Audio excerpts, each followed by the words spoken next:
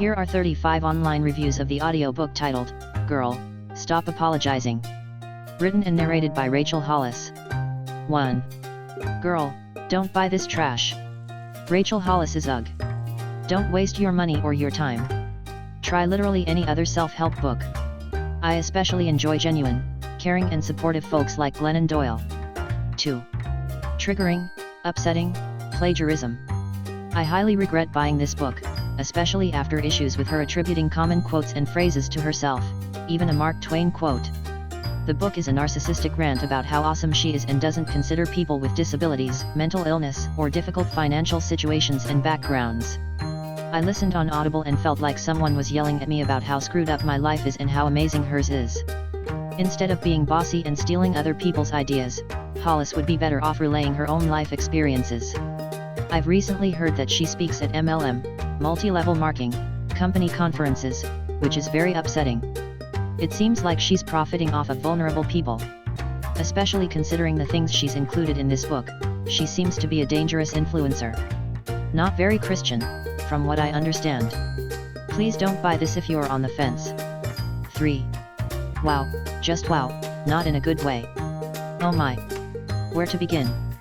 This book is by a woman who has clearly become so detached from the world and those who are marginalized by socioeconomic level, race, religion, gender, and / or trauma that she believes her own sad / selfish story. Shame on you, Rachel. There surely must be more that you believe and do to encourage, support and inspire women.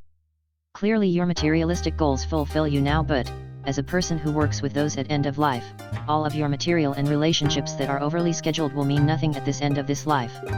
Yes, we are born and we die, but we can live every day, and your laughable joy of that great purse or outfit or child's accomplishment that you feel as your own will never be enough. You can do better, be better, take a real look at yourself, and please educate yourself on social stratification and generational oppression, and maybe just maybe rewatch A Christmas Carol and really learn the message it can send. Shameful, self-indulged book, yuck. 4. If self-help memes were a book. This book is really terrible. There is no substance here. This feels like the influencers who make money from selling a lifestyle to others that is both superfluous and unattainable. 5. Rambling humble brag. I've been looking forward to this book after being a faithful listener to Dave and Rachel's podcast. There is some really good, useful insights in this book, but they are buried under a load of irrelevant ramblings. We get it. She's successful. She's busted her ass to get here. But there is only so many. I've built a successful company. I work harder than anyone. I am building an empire that can be in the book before it feels like the message is being shoved down your throat. I wouldn't recommend, but I wouldn't tell someone not to read it. There are good messages throughout if you have the willingness to wade through everything else. 6. Wanted to love it but can't. I liked Rachel's first book, though I realize now it was the first self-help motivation book I had read. After listening to Brené Brown and many others, this one is just too basic. Her advice is common sense and her personal story can come across as bragging or non-relatable. I couldn't get halfway through it. It seemed repetitive of her first book too. 7. No. Oh my. I stuck through chapter 8 and finally could not take it anymore. In all fairness, I suppose those genre is not my preference. Self-talk, self-promoting speech about achieving her goals. Good for her. The bottom line, it make me sorry I spent the time listening. 8. Not biblically sound. Christians, stay-at-home moms, rooted in the word, beware. I needed something to use my monthly credits on, and not knowing what I wanted to listen to, gathered up her first and second books. I was just looking for something light and helpful to listen to. I didn't know she was a Christian. If she wasn't, it may have been easier for me to listen to and discern my own biblical truths from secular ones. But hearing her religious background and her advice, very loosely anchored to what I know is truth, very confusing. I spent months trying to figure out what just wasn't right about this all to me. She really likes to tote her own personal accomplishments, masked in imperfection and humble bragging. And truthfully, it isn't biblical to advertise such a self-fulfilling and prosperity prophecy, which she does through most of her 2 books. I'm not merely trying to cut her down. I'm not jealous of her life, none of that. She would consider me a hater and a jerk for having an opinion other than hers. Real uplifting. Hey. If you aren't religious and you are looking for some motivation, these books offer that. But I'm speaking to the stay-at-home moms, and unknowing Christian women out there. this is not the truth we believe in. Dig deeper for a biblically sound book to motivate you as a woman. This is not it. 9. Author is not relatable or inspiring. While the intent in writing this book was to inspire and help, for me it fell flat. I failed to relate to her anecdotes of hustling to put on million-dollar events and having mommy guilt while having a nanny. This is probably a great book for housewives of Beverly Hills or some such, but she did not inspire me personally and I found her unrelatable. 10. No thanks. I am very disappointed and unimpressed by this book. I loved Girl, Wash Your Face, but this book felt like I was listening to all the ways Rachel's lifestyle is superior and everyone else is wrong. Unfortunately, it seems to me that all of the success has gone to her head. 11. Wow, was very disappointed. This is overall could be a good read for middle class. Sorry, I tried to give this book the benefit of the doubt, and kept trying to see how I can take things from it to learn from it, and there were a few tips that we could, but overall I would find myself saying really lady. Chapter 5 got me to completely turn it off. Overall bias to her white middle class status. Sorry. I really wish I could have had a better experience with this book. May have been my own bias, but I just can't give this book good reviews or recommend it to anyone else. 12. No, just no. I read her first book and pre-ordered this one. I was good with it till she said how she built her empire but only has a high school diploma. She had her husband to financially support her while she was a stay-at-home mom blogging. If she didn't have her husband to support her, she wouldn't be where she is. A lot of women could do a lot if they had their husband's money and with only a high school diploma. Real success is not pretending just to be relatable. Book is a lot of catchphrases and empty hype. 13. Seriously. No. Don't waste your time on this book unless you enjoy listening to people boast. This is not a self-help book. This is about a materialist girl who admittedly loves her husband more than her children and used a Christian publisher to talk about her boob job and ignoring mom guilt. I'm not sure what all the hype is about, but for me this felt more like a how to be selfish and fake book more than a self-help book. Honestly, I feel guilty that I supported her by purchasing this book. It's a shame so many people are taking this as advice and help. Wake up, women. We are so much better than this. I suggest reading some Mel Robbins if you are looking for an authentic author with some good advice. 14. Couldn't make it past the intro. I had my own reservations about Girl Wash Your Face. But I was able to get past some of the off things she said to focus on the overall message. But I seriously couldn't make it past 16 minutes in the intro chapter. First, entirely too much time was spent on how much she loves the Demi Lovato song, and that's why she named this book Stop Apologizing. Then she went into how women talk themselves out of their dreams because of expectations that are out on them, which start when you're a baby. Literally compared boundaries set as a baby create this life of you wanting to meet society's expectations. I'm not a fan of people that blame their shitty adult behavior on their childhood issues. If you had issues with the first book, you'll definitely hate this one. I'll be returning for something else. 15. I don't have a desire to read the whole thing. I really wanted to like this, because I enjoyed her first book. However, it seems like a lot of rambling on. I don't really feel a connection. I find myself having to rewind a lot because my mind wanders. I can't get into it. If I can't return in, I may force myself to read the whole thing. Maybe it gets better. The first book was great. This one is too similar. I feel bad writing this review, but I have to be honest. If you didn't read the first book, you might like this one. 16.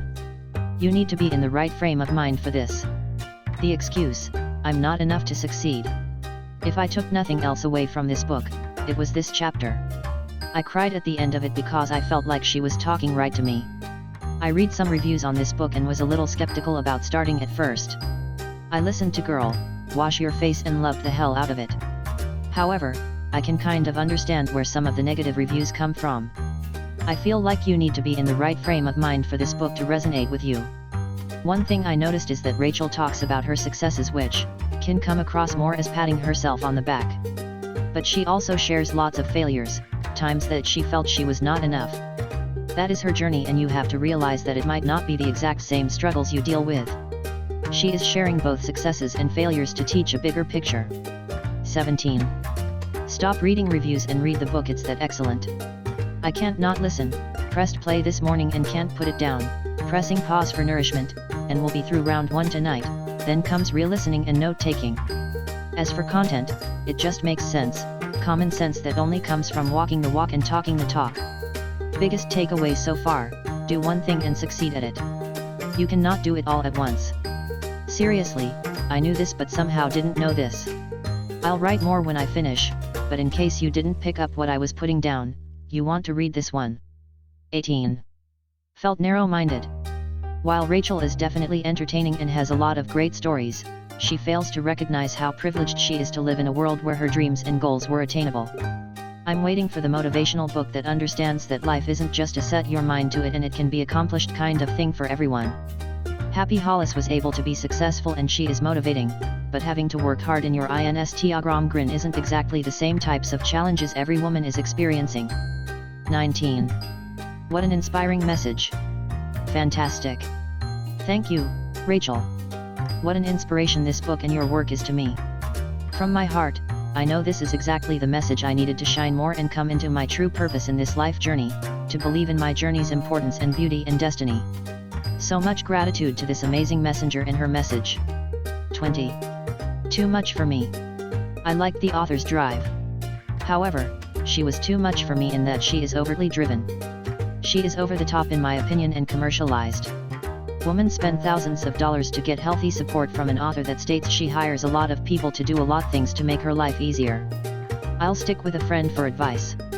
21. Inspired by Rachel. I have sent this book to all 3 of my adult daughters and many of my peeps.